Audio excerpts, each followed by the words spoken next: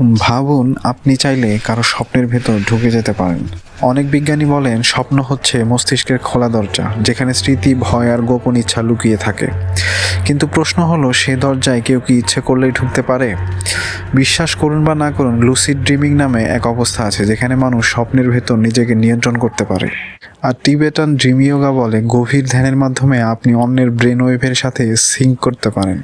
এবং এই সিঙ্ক যখন সফল হয়, তখন দুইজন মানুষ একই স্বপ্নে ঢোকার অভিজ্ঞতা পেতে পারে। অনেকে এটা শেয়ার ড্রিমিং বলে। হরর সিনেমার মতো শোনালেও বাস্তবে নাকি কিছু মানুষ এটা চেষ্টা করেছে।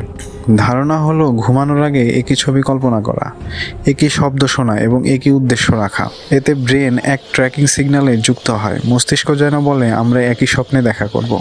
আর যদি সংযোগ সফল হয়, আপনি তার স্বপ্নে হাজির হতে পারেন, চুপচাপ দাঁড়িয়ে অথবা কিছু বলতে পারেন।